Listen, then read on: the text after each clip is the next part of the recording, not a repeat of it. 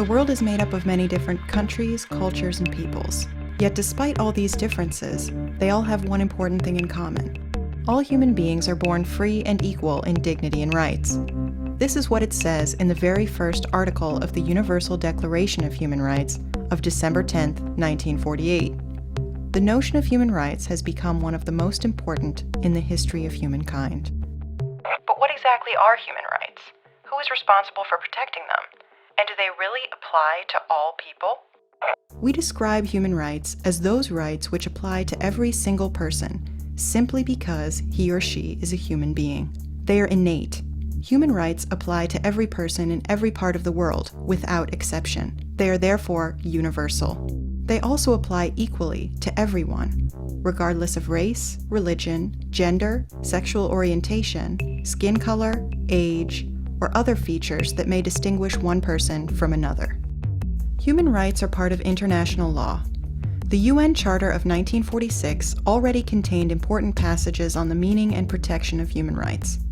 The first proper international agreement was the UN Universal Declaration of Human Rights in 1948. In 1966, the UN adopted two more international covenants, one on civil and political rights, and the other on economic, social, and cultural rights.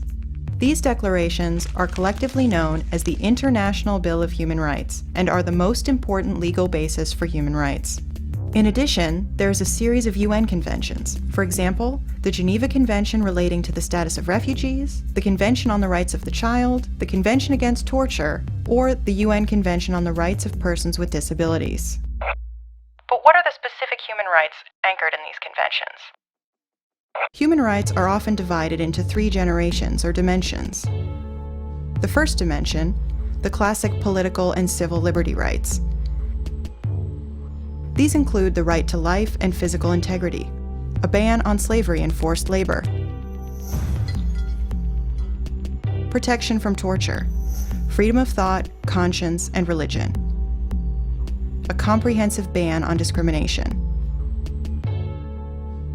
and the right to vote. The second dimension, the economic, social, and cultural human rights.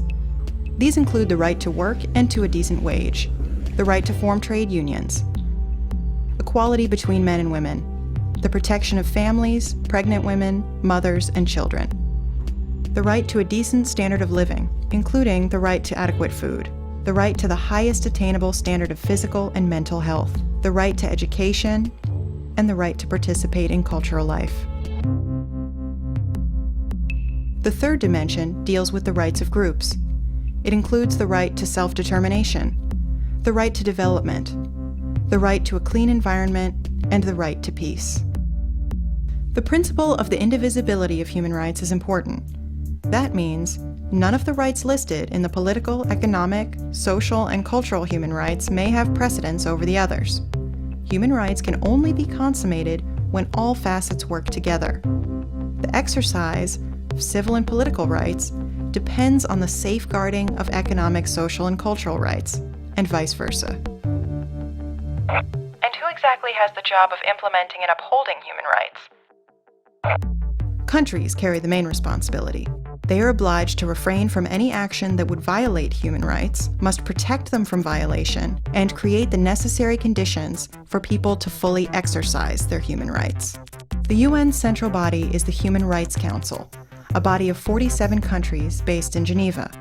It reviews the situation on human rights on a regular basis in all of the UN member states. It can also send independent experts to individual countries. The problem: there are many countries on the Council which do not themselves uphold human rights. The UN Security Council concerns itself particularly with the protection of human rights during wars and armed conflicts. For example, it works to end the recruitment of child soldiers. The High Commissioner for Human Rights is responsible for coordinating the human rights work of the entire UN body. She has local offices in all parts of the world and can send human rights experts to UN peace missions. The International Criminal Court in The Hague. With its establishment in 1998, the world has an authority capable of investigating and passing sentence on particularly grave breaches of human rights: genocide, war crimes, and crimes against humanity. its powers are still limited now. It lacks the support of important countries, like the USA and China. But a crucial step has been taken. War criminals can no longer commit their transgressions with impunity. Along with the global institutes of the UN, there are various regional human rights agreements and bodies. The European Convention on Human Rights and the European Court of Human Rights in Strasbourg. The African Charter on Human and People's Rights. And the American Convention on Human Rights. Civil society has an especially important role to play.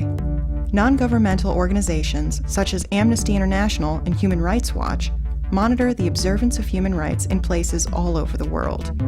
They draw attention to abuses and exert pressure on governments through public campaigns. They also play an important role in the ongoing development of the legal basis for human rights.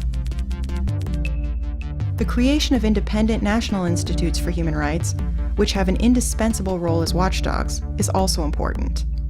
Are there any controversial aspects about human rights? Yes, there are two main points of contention. Issue number 1, the universal nature of human rights. The argument? The notion of human rights originates in the West and cannot simply be transferred to other cultures. It is true, the development and spread of the notion of human rights carry the marks of cultural developments and traditions. But it is also true that no human being wants to be tortured or discriminated against because of her religion or skin color. Every human being wants to be able to speak his opinion without fear of persecution. Every human being wants a life of dignity with a roof over her head, without having to suffer hunger or thirst. All these ideas are included in the notion of the universality of human rights. It is important to note that it is frequently countries or groups which are themselves responsible for human rights violations that call this universality into question. Issue number 2. Western countries are accused of using human rights as a pretext for military intervention in other countries and of committing human rights abuses themselves. It is clear, no country is the sole defender of human rights. Human rights are violated in Western countries too. Especially following the attacks of 9/11, measures were introduced that compromised human rights. The justification? The war on terrorism. We see that human rights are very particular rights. They apply equally to every individual. Respect for and protection of human rights must be at the heart of government activity, since human beings are both the reason for and the object of every policy. People do not exist for the state, but the state for people. The struggle to secure and defend human rights must be continually renewed, for we can only secure permanent peace and stability if we respect human rights.